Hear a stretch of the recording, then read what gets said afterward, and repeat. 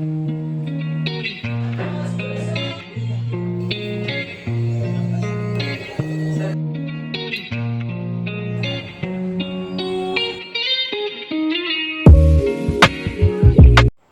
Good morning. ಎಲ್ಲರೂ ಹೇಗಿದ್ದೀರಾ? ಎಲ್ಲರೂ ಚೆನ್ನಾಗಿದ್ದೀರಾ ಅಂತ ಭಾವಿಸ್ತೀನಿ. Welcome to Chandana's kitchen. ಇನ್ನು ಬೆಳಗ್ಗೆ ಬೇಗ ಎದ್ದು ಮೊದಲು ಮಾಡ್ಕೊಳ್ಳೋ ಕೆಲಸ ಅಂತಂದರೆ ಹಾಲು ಕಾಯಿಸೋದು. ಫಸ್ಟ್ ಹಾಲು ಕಾಯಕ್ಕೆ ಇಟ್ಬಿಟ್ಟು ಇನ್ನು ಮಿಕ್ಕಿದ ಕೆಲಸಗಳು, ಹಾಗೆ ಹಾಲು ಕಾಯಕ್ಕೆ ಇಡ್ತಾ ಪಾತ್ರೆಗಳನ್ನೆಲ್ಲ ಹಾಗೆ ಜೋಡಿಸ್ಕೊಂಡು ನಾಷ್ಟಕ್ಕೆ ಹಾಗೆ ಅನ್ನಕ್ಕೆ ಕೂಡ ಇಟ್ಕೊಳ್ಳೋಣ ಅಂಥೇಳಿ ಪಾತ್ರೆ ಜೋಡಿಸ್ಕೊತಿದ್ದೀನಿ. ರಾತ್ರಿ ತೊಳೆದಿರೋ ಪಾತ್ರೆ ಹಾಗೇ ಇರುತ್ತೆ, ಬೆಳಗ್ಗೆ ಅಷ್ಟರಲ್ಲೆಲ್ಲ ಚೆನ್ನಾಗಿ ನೀರು ಇಳ್ಕೊಂಡಿರುತ್ತೆ, ಆಗ ಒರೆಸಿಡೋಕ್ಕೂ ತುಂಬ ಸುಲಭ ಆಗುತ್ತೆ ಅಂತ ಹೇಳಿ ರಾತ್ರಿ ಪಾತ್ರೆ ತೊಳೆದು ಹಾಗೇ ಇಟ್ಟಿರ್ತೀನಿ. ಮತ್ತು ಇವತ್ತು ಬ್ರೇಕ್ಫಾಸ್ಟ್ಗೆ ವೆಜಿಟೇಬಲ್ ಫ್ರೈಡ್ ರೈಸ್ ಮಾಡ್ಕೊಳ್ಳೋಣ ಅಂತ ಹೇಳಿ ಅನ್ನಕ್ಕೂ ಇಟ್ಕೋತಿದ್ದೀನಿ. ಇನ್ನು vegetables beans, carrot, capsicum, cauliflower ಎಲ್ಲದನ್ನು ಕಟ್ ಮಾಡಿಕೊಂಡು ಸೈಡ್ಗೆ ಎತ್ತಿಟ್ಕೊಳ್ತಿದ್ದೀನಿ.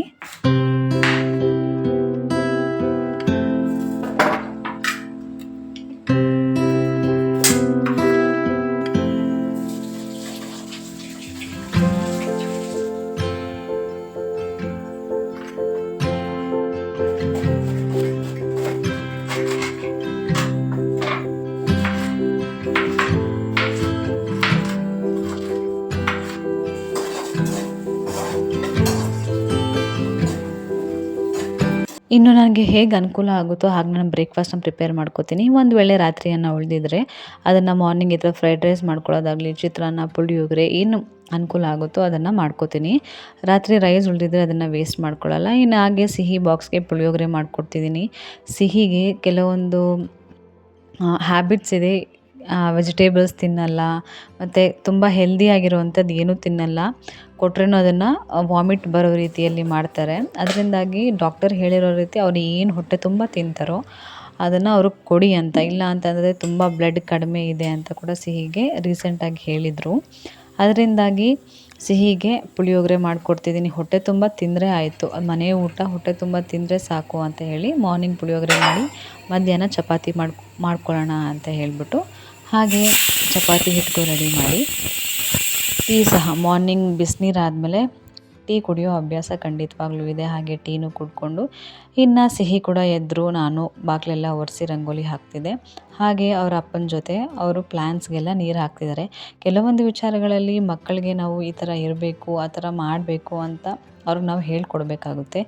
ಮಕ್ಕಳಲ್ವಾ, ಇನ್ನು ನರ್ಸರಿ ಅಲ್ವಾ, LKG ಅಲ್ವಾ ಅಂತ ಹೇಳಿಬಿಟ್ಟು ಮುಂದಕ್ಕೆ ಮಾಡಿಸೋಣ ಅಂತ ಹೇಳಿ ನೆಗ್ಲೆಕ್ಟ್ ಮಾಡಬಾರ್ದು. ಅವ್ರ ಕೈಯಲ್ಲಿ ಏನು ಸಾಧ್ಯ ಆಗುತ್ತೋ ಚಿಕ್ಕ ಪುಟ್ಟದು ಅವ್ರಿಗೆ ಅವ್ರದ್ದು ಕೆಲವೊಂದು ಜವಾಬ್ದಾರಿಗಳು ಅಂತ ಕೊಟ್ಟಾಗ ಅವ್ರಿಗೊಂದು ಡಿಸಿಪ್ಲಿನ್ ಅನ್ನೋದು ಬರುತ್ತೆ. ಸಿಹಿ 2 ಡೇಸ್ಗೆ ಒನ್ಸ್ ಇದೇ ಥರ ಪ್ಲ್ಯಾನ್ಸ್ಗೆಲ್ಲ ನೀರು ಹಾಕ್ತಾರೆ. ಅದಕ್ಕೆ ಅವರ ಅಪ್ಪ ಕೂಡ ಸಹಾಯ ಮಾಡ್ತಾರೆ.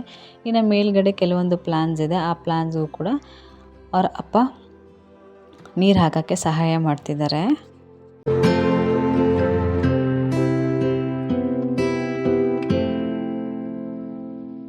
ನನಗೆ ಪ್ಲ್ಯಾನ್ಸ್ ಅಂದರೆ ತುಂಬ ಇಷ್ಟ. ಅದಕ್ಕೆ ಮನೆ ಒಳಗಡೆ ಎಲ್ಲ ಬರೀ ಪ್ಲ್ಯಾನ್ಸ್ನೇ ಇಟ್ಟಿದ್ದೀನಿ. ಹಾಗೆ ಇಲ್ಲಿ ಒಂದು ಪಾಟ್ಗೆ ತುಂಬಾ ಮಣ್ಣು ಹಾಕ್ಬಿಟ್ಟಿತ್ತು. ನೀರು ಹಾಕಿದ್ರೆ ಮಣ್ಣೆಲ್ಲ ಕೆಳಗೆ ಚೆಲ್ತಿತ್ತು. ಅದಕ್ಕೆ ನಮ್ಮ ಮನೆಯವರು ಸ್ವಲ್ಪ ಮಣ್ಣೆಲ್ಲ ತೆಗೆದು ಬೇರೆ ಪಾಟಿಗೆ ಶಿಫ್ಟ್ ಮಾಡ್ತಿದ್ದಾರೆ. ಕೆಲವೊಂದು ಸರಿ ಪ್ಲ್ಯಾನ್ಸ್ನ ತುಂಬ ಜೋಪಾನವಾಗಿ ಕೇರ್ಫುಲ್ಲಾಗಿ ನೋಡ್ಕೋಬೇಕಾಗತ್ತೆ. ಕೆಲವೊಂದು ಸರಿ ತುಂಬ ಕೇರ್ಫುಲ್ಲಾಗಿ ನೋಡಿಕೊಂಡ್ರು ಅದೇ ಪ್ಲ್ಯಾನ್ಸೇ ಸರಿಯಾಗಿ ಬೆಳವಣಿಗೆ ಆಗೋಲ್ಲ, ಬೇಗ ಒಣಗೋಗೋದಾಗುತ್ತೆ. ಅದೇ ನಾವು ಯಾವ ಪ್ಲ್ಯಾನ್ಸಿಗೆ ಕೇರ್ ಮಾಡಲ್ಲ ಆ ಪ್ಲ್ಯಾನ್ಸ್ ತುಂಬ ಚೆನ್ನಾಗಿ ಬೆಳವಣಿಗೆ ಆಗ್ತಾ ಬರುತ್ತೆ. ಹಾಗೆ ನಾನು ಹೊರಗಡೆ ಫ್ಲವರ್ ಹಾಕಿಡೋಕ್ಕೆ ಅಂತ ಒಂದು ಆಮೆ ತಗೊಬಂದಿದ್ದೀನಿ. ಅದರಲ್ಲೂ ಸಹ ನೀರು ಹಾಕಿ ಫ್ಲವರ್ಸ್ ಹಾಕ್ತಿದ್ದೀನಿ. ಅದು ಒಳ್ಳೆ ಪಾಸಿಟಿವ್ ವೈಬ್ ಕೊಡುತ್ತೆ ನಮಗೆ. ಆ ಥರ ಫ್ಲವರ್ ಮನೆ ಎಂಟರ್ ಆದ ಕೂಡಲೇ ಆ ವಾಟರಲ್ಲಿ ಫ್ಲವರ್ ಮತ್ತು ಅದಕ್ಕೆ ಸ್ವಲ್ಪ ಎಸೆನ್ಷಿಯಲ್ ಆಯಿಲ್ ಹಾಕೋದ್ರಿಂದ ಘಮ್ ಅಂತ ಸ್ಮೆಲ್ ಬರ್ತಿರುತ್ತೆ.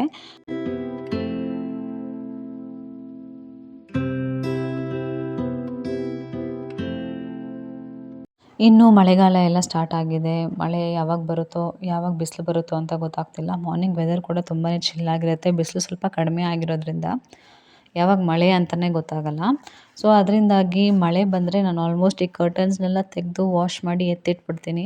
ಹಾಗೆ ತುಂಬ ಹೆವಿಯಾಗಿ ಯೂಸ್ ಮಾಡ್ತಾ ಇರೋವಂಥ ಬೆಡ್ಶೀಟ್ಸ್ ಏನಿದೆ ಅದನ್ನೆಲ್ಲ ಸಹ ತೊಳೆದು ವಾಶ್ ಮಾಡಿ ಎತ್ತಿಟ್ಬಿಡ್ತೀನಿ. ಯಾವುದು ನನಗೆ ಅನುಕೂಲ ಆಗುತ್ತೆ ಮಳೆ ಬಂದಾಗ ಅದು ಬೇಗ ಡ್ರೈ ಆಗೋವಂಥ ಕ್ಲಾತ್ಸ್ ಮಾತ್ರ ಹಾಕ್ತೀನಿ. ಸೊ ಮಳೆ ಬರೋಕ್ಕಿಂತ ಮುಂಚೆ ಪ್ರತಿಯೊಂದನ್ನು ಡೀಪ್ ಕ್ಲೀನ್ ಮಾಡ್ಕೋಬೇಕು. ಒಂದು ಸರಿ ಮಳೆ ಸ್ಟಾರ್ಟ್ ಆಗೋಕ್ಕಿಂತ ಮುಂಚೆ ಡೀಪ್ ಕ್ಲೀನ್ ಮಾಡ್ಕೊಳ್ಳೋಣ ಅಂತ ಹೇಳಿ ಯೋಚನೆ ಮಾಡಿದ್ದೀನಿ. ಈ ಸಂಡೇ ಅಥವಾ ನೆಕ್ಸ್ಟ್ ಸಂಡೇ ಡೀಪ್ ಕ್ಲೀನ್ ಖಂಡಿತವಾಗ್ಲೂ ಮಾಡಿಕೊಂಡು ಕರ್ಟನ್ಸ್ ಎಲ್ಲ ತೆಗೆದು ಕ್ಲೀನಾಗಿ ಎತ್ತಿಟ್ರೆ ನೆಕ್ಸ್ಟ್ ಏನು ಸಮ್ಮರ್ಗೆ ನಾನು ಹಾಕೋದು. ಯಾಕಂದರೆ 2 ವೀಕ್ಸ್ ಒನ್ಸ್ ಸರಿ ಕರ್ಟನ್ಸ್ ಎಲ್ಲ ವಾಶ್ ಮಾಡೋ ಅಭ್ಯಾಸ ನನಗಿದೆ. ಮಳೆ ಬಂದಾಗ ಈ ಥರ ಎಲ್ಲ ಆಗಲ್ಲ. ಸೊ ಇಲ್ಲಿ ನಾವಿರೋದು ರೆಂಟ್ ಹೌಸ್ ಆದ್ದರಿಂದ ಮನೆ ಮುಂದೆ ಒಣಗಾಕೊಳ್ಳೋಕ್ಕೂ ನಮಗೆ ಜಾಗ ಇಲ್ಲ. ಹಾಕಿದ್ರೆ ಮೇಲೇ ಹಾಕಬೇಕು. ಡೈರೆಕ್ಟಾಗಿ ಅಲ್ಲಿ ಮೇಲಿಂದ ನೀರು ಬರೋದ್ರಿಂದ ಮಳೆ ಬರೋದ್ರಿಂದ ನಮಗೆ ತೊಂದರೆ ಆಗುತ್ತೆ ಬಟ್ಟೆ ಒಣಗಾಕೋಕ್ಕೆ ಎಲ್ಲ. ಇನ್ನು ಟಾಡ್ಲರ್ ಇರೋ ಮನೆಯಲ್ಲಿ ಖಂಡಿತವಾಗ್ಲೂ ತುಂಬ ಜಾಸ್ತಿ ಬಟ್ಟೆನೇ ಇರ್ತವೆ. ಬೆಡ್ಶೀಟ್ಸ್ ಆಗಲಿ ಕೆಲವೊಂದು ಸರಿ ಸುಸ್ಸು ಮಾಡ್ಕೊಂಡಿರ್ತಾರೆ, ಕೆಲವೊಂದು ಸರಿ ಬಟ್ಟೆನ ತುಂಬ ಗಲೀಜು ಮಾಡ್ಕೊಂಡಿರ್ತಾರೆ. ಆ ಟೈಮಲ್ಲಿ ತುಂಬ ಬಟ್ಟೆಗಳು ಇದ್ದೇ ಇರುತ್ತೆ. ಅದ್ರ ಜೊತೆಯಲ್ಲಿ ಈ ಕರ್ಟನ್ಸ್ ಇವೆಲ್ಲ ಇದ್ದರೆ ತುಂಬ ಹೆಕ್ಟಿಕ್ ಆಗುತ್ತೆ.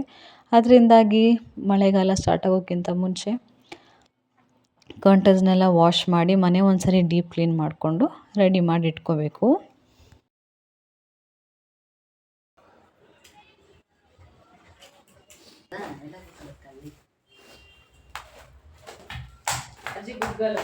ಅಲ್ಲಿ ಸಿಹಿ ಮ್ಯಾಮ್ ಹತ್ರ ಸುಸ್ಸು ಮಾಡ್ತೀನಿ ಅಂತ ಹೇಳ್ಬೇಕು.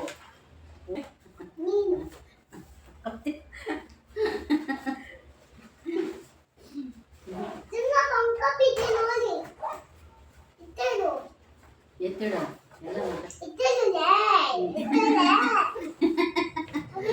ಚೆನ್ನಲ್ಲ ಏನು ಮಾಡಬೇಕು? ನೀನೇ ಎತ್ತಿಡೋದು? ನಾನು ಚಿಕ್ಕವಳನ್ನು ಹೇಳ ಚಿಕ್ಕವಳ ಬಿಗ್ಗ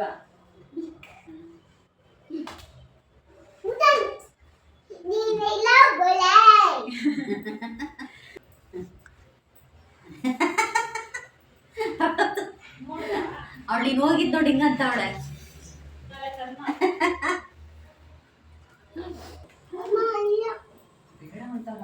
ಆಂಜನೇಯಂದು ಕಬ್ಬಳ ಮುಂದೆಲ್ಲ ಬೇಡ ಅನ್ಬಾರ್ದು, ಗೊತ್ತಾಯ್ತಾ? ಶಾಪ ಕೊಟ್ಬಿಡ್ತಾರೆ. ಅಮ್ಮ ಕೈ ಮುಕ್ಕಳೋದಿಲ್ಲ ನೋಡಿ. ಈ ನಡುವೆ ನೀನು ಹೋಗ್ಬೇಕಾರೆ ಸ್ಕೂಲಿಗೆ ಯಾವಾಗ 1-2 ಸಲ ಹೋಗ್ಬೇಡ.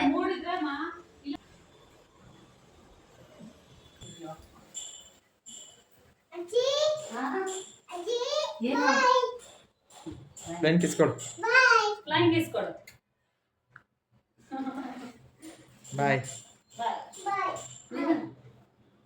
ಹಾಗೆ ಮನೆ ಒಳಗಡೆ ಕಿಟಕಿಯಿಂದ ಬಿಸಿಲು ಬೀಳೋ ಕಾರಣ ಮೆಣಸಿನ್ಕಾಯಿನ ಕೂಡ ಲೈಟಾಗಿ ಇಲ್ಲೇ ಒಣಗಿಸ್ಕೋಬೋದು. ಒಗ್ಗರಣೆಗೆ ಹಾಕೋ ಮೆಣಸಿನ್ಕಾಯಿನೆಲ್ಲ ಕಿಟಕಿ ಹತ್ರ ಇಟ್ಟರೆ ಸ್ವಲ್ಪ ನೀಟಾಗಿ ಒಣ್ಕೊಬಿಡುತ್ತೆ. ಹಾಗೆ ಔಟರ್ ವ್ಯೂ ನೋಡ್ತಿದ್ದೆ. ಅಕ್ಕಪಕ್ಕ ಮನೆ ಕನ್ಸ್ಟ್ರಕ್ಟ್ ಆಗ್ತಿರೋದ್ರಿಂದ ತುಂಬಾ ಧೂಳು ಬರ್ತಾ ಇರುತ್ತೆ, ತುಂಬಾ ಸೌಂಡ್ ಇರುತ್ತೆ. ಅದೇ ಥರ ಮಧ್ಯಾಹ್ನ ಅಡುಗೆಗೂ ರೆಡಿ ಮಾಡ್ಕೋತಿದ್ದೀನಿ. ಇವತ್ತು ಎಣ್ಗಾಯಿ ಮಾಡ್ಕೊಳ್ಳೋಣ ಬದನೇಕಾಯ್ದು ಅಂತ ಹೇಳ್ಬಿಟ್ಟು ಎಲ್ಲದನ್ನು ರೆಡಿ ಮಾಡ್ಕೋತಿದ್ದೀನಿ. ಫುಲ್ ರೆಸಿಪಿ ಬಂದು ಯೂಟ್ಯೂಬ್ ಶಾರ್ಟ್ಸಲ್ಲಿದೆ, ಚೆಕ್ ಮಾಡ್ಕೋಬೋದು. ಯಾವಾಗಲೂ ಮಸಾಲೆ ರುಬ್ಕೊಳ್ಳೋದನ್ನ ಈ ಥರ ಹುರ್ಕೊಂಡು ಹಾಕೋದ್ರಿಂದ ಹಸಿ ಹಸಿ ಮಸಾಲೆ ವಾಸನೆ ಇರಲ್ಲ, ಮತ್ತು ಸಾರು ಕುದಿಯೋಕ್ಕೆ ತುಂಬ ಟೈಮ್ ಕೂಡ ತೊಗೊಳ್ಳಲ್ಲ. ಯಾಕಂದರೆ ನಾವು ಮಸಾಲೆ ಈ ಥರ ಫ್ರೈ ಮಾಡಿ ಹಾಕಿ ಮಿಕ್ಸಿಯಲ್ಲಿ ರುಬ್ಕೊಂಡಿರ್ತೀವಿ. ಜಸ್ಟ್ 1/2 ಅವರ್ ಆಗೋ ಕೆಲಸ 1/4 ಗಂಟೆಯಲ್ಲಿ ಮುಗಿಸ್ಬಿಡ್ಬೋದು. ಯಾವಾಗಲೂ ಮಸಾಲೆನ ಈ ಥರ ಫ್ರೈ ಮಾಡ್ಕೊಂಡು ಮಿಕ್ಸಿಗೆ ರುಬ್ಕೊಳ್ಳೋದ್ರಲ್ಲಿ ಅದು ಟೇಸ್ಟೇ ಬೇರೆ ಥರ ಇರುತ್ತೆ. ಬಟ್ ತುಂಬಾ ಚೆನ್ನಾಗಿರುತ್ತೆ. ಅದು ಮಟನ್ಗೆ ಆಗಿರ್ಬೋದು, ಚಿಕನ್ಗೆ ಆಗಿರ್ಬೋದು, ಅಥವಾ ಏನಾದ್ರು ತರಕಾರಿ ಸಾರು ಮಸಾಲೆ ಇಟ್ಟು ಮಾಡೋದಾಗಿರ್ಬೋದು, ಅಥವಾ ಮೊಳಕೆ ಕಟ್ಟಿದಾಗ ಮಟನ್ ಮಸಾಲ ಇಟ್ಟು ಸಾರು ಮಾಡಿದ್ರೆ ಅದಕ್ಕೂ ಸಹ ಫ್ರೈ ಮಾಡ್ಕೊಂಡು ಹಾಕಿದ್ರೆ ತುಂಬಾ ಚೆನ್ನಾಗಿರುತ್ತೆ. ಇನ್ನು ಬದನೇಕಾಯಿಗಳನ್ನ ಈ ಥರ ಎಲ್ಲ ಚೆಕ್ ಮಾಡ್ಕೊಳ್ಳೇಬೇಕು. ಯಾವ ಸೈಡ್ ಯಾವ ಮೂಲೆಯಲ್ಲಿ ಹುಳಗಳಿರುತ್ತೋ ಹೇಳೋಕ್ಕಾಗಲ್ಲ. ಎಲ್ಲದನ್ನು 6 ಪೀಸಸ್ಸಾಗಿ ಫಸ್ಟ್ ಕಟ್ ಮಾಡಿಕೊಂಡು ನೋಡಿಕೊಂಡು ಅದಾದಮೇಲೆ ವಾಶ್ ಮಾಡಿಕೊಂಡು ಫ್ರೈ ಮಾಡ್ಕೊಳ್ತಿದ್ದೀನಿ.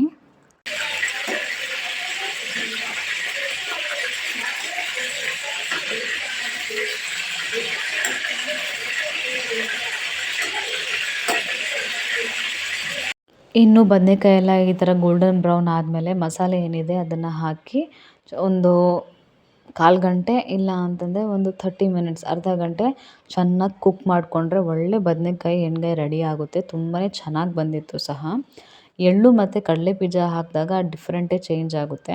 ನಾನು ಇಲ್ಲಿ ಮಟನ್ ಮಸಾಲ ಥರ ಇಟ್ಟು ಮಾಡ್ಕೊಂಡಿದ್ದೀನಿ. ಅದ್ರ ಜೊತೆಗೆ ಎಳ್ಳು ಮತ್ತು ಕಡಲೆ ಬೀಜ ಆ್ಯಡ್ ಮಾಡಿದ್ದೀನಿ. ಕೆಲವರು ಚಕ್ಕೆ ಲವಂಗ ಹಾಕಲ್ಲ, ಸಾಂಬಾರು ಪುಡಿ ಹಾಕಿ ಮಾಡ್ಕೋತಾರೆ. ನಾನು ಇಲ್ಲಿ ಚಕ್ಕೆ ಲವಂಗ ಹಾಕಿದ್ದೀನಿ, ಸಾಂಬಾರು ಪುಡಿ ಹಾಕಿಲ್ಲ. ಸೊ ಇದು ಸ್ಮೆಲ್ಲೆಲ್ಲ ಸೇಮ್ ಮಟನ್ ಮಸಾಲ ಥರ ಬರುತ್ತೆ, ತುಂಬಾ ಚೆನ್ನಾಗಿರುತ್ತೆ. ನಾನು ಆಲ್ಮೋಸ್ಟ್ ಎಲ್ಲ ಮಸಾಲೆ ಸಾರಿಗೂ ಮಟನ್ ಮಸಾಲ ಇಟ್ಟೇ ಮಾಡೋದು.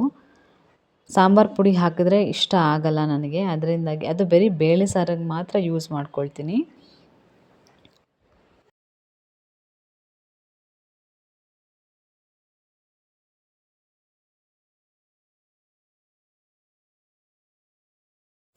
ಇನ್ನು ಸಿಹಿ ನಾನು ಹಿಟ್ಟಿಟ್ಕೊಂಡು ಚಪಾತಿ ಮಾಡಬೇಕಾದ್ರೆ ಬಂದು ಅದು ಹಿಟ್ಟಲ್ಲಿ ಏನಾದರೂ ಒಂದು ಮಾಡಿಕೊಡಿ ಅಂತ ಹೇಳ್ತಾರೆ. ನಾನು ಇವತ್ತು ಲಿಝರ್ಡ್ ಮಾಡಿಕೊಡ್ತಾಯಿದ್ದೀನಿ. ಲಿಝರ್ಡ್ ಯಾವಾಗಲೂ ನನಗೆ ಹಳೇದು ನೆನಪಿದೆ. ನಮ್ಮ ಅಮ್ಮ ಕೂಡ ಈ ಥರ ಚಪಾತಿ ಹೊತ್ತಬೇಕಾದ್ರೆ ಅದು ಸ್ವಲ್ಪ ತಗೊಂಡು ಅದರಲ್ಲಿ ಏನೋ ಕೆಲವೊಂದು ಚಿತ್ರಗಳು ಅಥವಾ ಈ ಥರ ಲಿಝರ್ಡ್ಸ್ ಎಲ್ಲ ಮಾಡಿ ಫ್ರೆಂಡ್ಸ್ಗೆಲ್ಲ ಭಯಪಡಿಸ್ತಾ ಇದ್ವಿ. ಆಗ ಮೊಬೈಲ್ ಇಲ್ಲ, ಏನೂ ಇಲ್ಲ. ಫ್ರೆಂಡ್ಸು, ಆಟ ಇಷ್ಟೇ ಇದ್ದಿದ್ದು. ಮನೇಲಿ ಆಟ ಆಡೋದು ಅಥವಾ ಈ ಥರ ಚಿಕ್ಕ ಪುಟ್ಟ ಹಿಟ್ಟಲ್ಲಿ ಅಥವಾ ಕಲ್ಲುಗಳಲ್ಲಿ ಅಥವಾ ಬಳೆ ಚೂರುಗಳಲ್ಲಿ ಈ ಥರ ಆಟ ಆಡಿಕೊಂಡು ನಾವೆಲ್ಲ ಕಾಲ ಕಳೆದಿರೋದು. ಈ ಮಕ್ಕಳು ಫೋನ್, ಮೊಬೈಲ್ ಒಂದು ಇದ್ಬಿಟ್ರೆ ಸಾಕು, ಅವ್ರಿಗೆ ಈ ಆಟನೂ ಬೇಡ, ಯಾವುದೂ ಬೇಡ. ಹಾಗೆ ಚಪಾತಿನೂ ಮಾಡಿಕೊಂಡು ಸಿಹಿಗೆ ಸ್ವಲ್ಪ ಮೈಯಲ್ಲಿ ವಿಟಮಿನ್ಸ್, ಪ್ರೋಟೀನ್ಸ್ ಎಲ್ಲ ಕಡಿಮೆ ಆಗಿಬಿಟ್ಟಿದೆ. ನನ್ನ ಮಗಳು ಎಲ್ಲದನ್ನೂ ನೋಡಿ ನೋಡಿ ತಿನ್ನೋದ್ರಿಂದ ರೀಸೆಂಟಾಗಿ ಕಾನ್ಸ್ಟಿಪೇಷನ್ ಪ್ರಾಬ್ಲಮ್ ಕೂಡ ಆಗಿತ್ತು. ಚೆನ್ನಾಗಿ ನೀರು ಕುಡಿಬೇಕು, ಚೆನ್ನಾಗಿ ಹಾಲು ಕುಡಿಬೇಕು, ಹಾಗೆಯೇ ಚೆನ್ನಾಗಿ ಹೆಲ್ದಿ ಫುಡ್ಸ್, ಗ್ರೀನ್ಸ್ ಮತ್ತು ವೆಜಿಟೇಬಲ್ಸ್ ಎಲ್ಲ ಜಾಸ್ತಿ ತಿನ್ನಬೇಕು. ಬಟ್ ಸಿಹಿ ಏನೂ ತಿನ್ನಲ್ಲ. ತಿನ್ನೋಕ್ಕೆ ಫೋರ್ಸ್ ಮಾಡಿದ್ರೆ ಬಾಯಿ ಬಿಡಲ್ಲ, ಸುಮ್ಮನೆ ಹೊಡಿಬೇಕು. ಹೊಡಿಯೋಕ್ಕೆ ಮನಸ್ಸಾಗಲ್ಲ. ಅದರಿಂದಾಗಿ ಅವಳಿಗೆ ಈ ಥರ ಆಮ್ಲೆಟ್, ಅವಳಿಗೆ ಯಾವ್ದು ತುಂಬ ಇಷ್ಟ ಆಗುತ್ತೋ ಅದನ್ನು ಮಾಡಿಕೊಡೋಕ್ಕೆ ಟ್ರೈ ಮಾಡ್ತಾಯಿದ್ದೀನಿ. ಅಟ್ಲೀಸ್ಟ್ ಅದಾದರೂ ತಿಂದು ಹೊಟ್ಟೆ ತುಂಬಿಸ್ಕೋತಾರಂತ. ಈ ಪುಟ್ಟ ಹೊಟ್ಟೆನ ತುಂಬಿಸೋಕ್ಕೆ ತುಂಬಾ ಕಷ್ಟ ಆಗುತ್ತೆ. ಹಾಗೆ ಮಾವಿನಕಾಯಿ ಜ್ಯೂಸ್ ಕೂಡ ರೆಡಿ ಮಾಡ್ಕೊಳ್ಳೋಣ ಅಂತ ಹೇಳಿ, ಇನ್ನೇನು ಸೀಸನ್ ಮುಗಿತಾ ಬಂತು. ಅಷ್ಟರಲ್ಲಿ ಮಾವಿನಕಾಯಿ ಕೂಡ ಜ್ಯೂಸ್ ಮಾಡ್ಕೊಳ್ಳೋಣ ಇವತ್ತು, ಹಾಗೆ ತಿನ್ನೋದು ಬೇಡ ಅಂತ ಹೇಳಿ ಜ್ಯೂಸ್ಗೆಲ್ಲ ರೆಡಿ ಮಾಡ್ತಿದ್ದೀನಿ. ಹಾಗೆ ಜ್ಯೂಸ್ಗೂ ರೆಡಿ ಮಾಡಿಕೊಂಡು ಇನ್ನು ಮಿಕ್ಕಿದ ಕೆಲಸ ಏನಿದೆ ಮಧ್ಯಾಹ್ನದ್ದು ಎಲ್ಲದನ್ನು ಮುಗಿಸ್ಕೊಂಡು ಅಡುಗೆ ಎಲ್ಲ ಪ್ರತಿಯೊಂದು ರೆಡಿ ಆಯಿತು. ಮನೆ ಕೆಲಸ ಎಲ್ಲ ಮುಗೀತು. ಇನ್ನು ಸಿಹಿಗೆ ಅವ್ರದ್ದು ಸಹ ಆಮ್ಲೆಟು, ಸ್ವಲ್ಪ ಒಂದೆರಡು ಚಪಾತಿ, ಅವ್ರದ್ದು ಕೂಡ ಮಧ್ಯಾಹ್ನದ ಊಟ ಮುಗೀತು. ಹಾಗೆ ಹಸ್ಬೆಂಡ್ ಕೂಡ ಬಂದರು, ನೇರಳೆ ಹಣ್ಣು ತಂದಿದ್ದರು. ನೇರಳೆ ಹಣ್ಣನ್ನ ಖಂಡಿತವಾಗ್ಲೂ ಉಪ್ಪು ಹಾಕ್ಕೊಂಡು ವಾಶ್ ಮಾಡ್ಕೋಬೇಕು. ಯಾಕಂದರೆ ಅದರಲ್ಲಿ ಫ್ಲೈಸ್ ಎಲ್ಲ ಕೂತಿರ್ತವೆ. ನಾವಂತೂ ನೋಡಿರಲ್ಲ. ಅದು ಜಸ್ಟ್ ವಾಟರಲ್ಲಿ ವಾಶ್ ಆಗೋಲ್ಲ. ಒಂದು 5 ನಿಮಿಷ ಕಾಲ ಉಪ್ಪಲ್ಲಿ ನೆನೆಸಿ ಬೌಲಲ್ಲಿ ಹಾಕಿಟ್ಬಿಟ್ರೆ ಅದರಲ್ಲಿ ಏನೇ ಬ್ಯಾಕ್ಟೀರಿಯಾಸ್ ಇರಲಿ ಎಲ್ಲ ಸಾಯುತ್ತೆ. ನೇರಳೆ ಹಣ್ಣು ಮೈಗೆ ತುಂಬಾ ಒಳ್ಳೆಯದು ಅಂತ ಹೇಳ್ತಾರೆ. ನಾನು ಕೇಳ್ಪಟ್ಟಿರೋ ಹಾಗೆ ಬಾಡಿಯಲ್ಲಿ ಏನಾದರೂ ಕೂದಲು ಅಂತ ಅಂಶ ಏನಾದರೂ ಹೋಗಿದರೆ ನೇರಳೆ ಹಣ್ಣು ತಿಂದಾಗ ಅದು ಎಷ್ಟೇ ಒಳಗಡೆ ಏನೇ ಇರಲಿ ಅದನ್ನೆಲ್ಲ ಡಿಸ್ಟ್ರಾಯ್ ಮಾಡುತ್ತೆ ಅಂತ ನಾನು ಕೇಳ್ಪಟ್ಟಿದ್ದೀನಿ. ಅದರಿಂದ ತುಂಬಾ ಒಳ್ಳೆಯದು, ನೇರಳೆ ಹಣ್ಣು ತಿನ್ನೋದ್ರಿಂದ ತುಂಬಾ ಒಳ್ಳೆಯದು. ಆವಾಗಿನ ಟೈಮಲ್ಲಿ ನೇರಳೆ ಹಣ್ಣು ತಿಂದಾಗ ಬಾಯೆಲ್ಲ ಬ್ಲೂ ಆಗೋದು. ಬಟ್ ಇವಾಗ ಅಷ್ಟೇನು ಬ್ಲೂ ಆಗಲ್ಲ. ಇವಾಗ ಎಲ್ಲದನ್ನು ದುಡ್ಡು ಕೊಟ್ಟು ತೊಗೋಬೇಕು. ಆವಾಗ ಓಡಾಡೋ ಟೈಮಲ್ಲಿ ಮರದಲ್ಲಿ ಈ ಥರ ನೇರಳೆ ಹಣ್ಣು, ಗಸಗಸೆ ಪ್ರತಿಯೊಂದು ಬಿಡೋದು, ಕಿತ್ಕೊಂಡು ತಿನ್ನೋ ನೆನಪು ಈಗಲೂ ಇದೆ. ಆದರೆ ಇವಾಗೆಲ್ಲ ಪ್ರತಿಯೊಂದಕ್ಕೂ ದುಡ್ಡು ಕೊಟ್ಟು ತೊಗೋಬೇಕು. ಹಾಗೆ ನಾನು ಊಟ ಕೂಡ ಮುಗಿಸ್ಕೊಂಡು ಫ್ರೆಶ್ ಅಪ್ ಎಲ್ಲ ಆಗಿ ಆಫೀಸ್ಗೂ ಕೂಡ ರೆಡಿ ಆದೆ. ಇನ್ನು ಆಫೀಸ್ಗೆ ಹೋಗೋ ಟೈಮ್ ಆಲ್ರೆಡಿ 2:30 ಆಗಿಬಿಟ್ಟಿತ್ತು. ಇವತ್ತು 1/2 ಅವರ್ ಜಾಸ್ತಿನೇ ಆಗಿತ್ತು. ಕೆಲವ್ರ ಅಭಿಪ್ರಾಯ ಇದೆ ಮತ್ತು ಕೆಲವ್ರಿಗೆ ಡೌಟ್ ಇದೆ, ಯಾಕೆ ಸಿಹಿನ ಎಲ್ಲೂ ಕಳಿಸಲ್ಲ, ಸಿಹಿನ ತುಂಬ ಜೋಪಾನ ಮಾಡ್ತೀರಾ ಅಂತ ಹೇಳಿ ಕೆಲವರು ನನಗೆ ಕೇಳಿದ್ದಾರೆ. ನಾನು ಇವತ್ತು ಅದಕ್ಕೆ ಕ್ಲಾರಿಟಿ ಕೊಡ್ತೀನಿ. ಸಿಹಿ ಹುಟ್ಟಿದ್ದು 8.5 ಮಂತ್ಸಲ್ಲಿ. ಎಮರ್ಜೆನ್ಸಿ ಡೆಲಿವರಿ, ನನಗೆ ಡೆಲಿವರಿ ಪೇನ್ 8.5 ಮಂತ್ಸಲ್ಲೇ ಸ್ಟಾರ್ಟ್ ಆಗಿತ್ತು. ಹಾಗೆ ಸಿಹಿ ತಲೆ ಕೂಡ ಟರ್ನ್ ಆಗಿರಲಿಲ್ಲ. ಖಂಡಿತವಾಗ್ಲೂ ಸಿ ಸೆಕ್ಷನ್ ಮಾಡಲೇಬೇಕು ಅಂತ ಹೇಳಿ ಸಿ ಸೆಕ್ಷನ್ ಮಾಡಿದ್ರು. ಆ ಟೈಮಲ್ಲಿ ಬೇಬಿ ಇನ್ನೂ ಕರೆಕ್ಟಾಗಿ ಡೆವಲಪ್ ಆಗಿರಲಿಲ್ಲ. ಅಂದರೆ ನನ್ನ ಮಗಳು ಡೆವಲಪ್ ಆಗಿರಲಿಲ್ಲ ಇನ್ನೂ. ಈಗ ಪೇರೆಂಟ್ಸ್ ಯಾರು ಸಫರ್ ಆಗಿರ್ತಾರೆ, ಈ NICU ಅನ್ನೋದು ಯಾರಿಗೆ ಗೊತ್ತಿರುತ್ತೆ, ಖಂಡಿತವಾಗ್ಲೂ ಆ ಪೇರೆಂಟ್ಸ್ ಮಕ್ಕಳನ್ನ ತುಂಬಾ ಸೂಕ್ಷ್ಮವಾಗಿ ನೋಡ್ಕೋತಾರೆ. NICU ಯಾರ ಲೈಫಲ್ಲಿ ಬಂದಿರುತ್ತೋ ಅದು 1 ವೀಕ್ 2 ವೀಕ್ ಯಾರು ಮಗುನ ಬಿಟ್ಟು, ಒಂದು ತಾಯಿ ಮಗುನ ಬಿಟ್ಟು ದೂರ ಇರ್ತಾರೋ ಅವ್ರಿಗೆ ಮಾತ್ರ ಸಿಚುವೇಶನ್ ಅರ್ಥ ಆಗಿರುತ್ತೆ.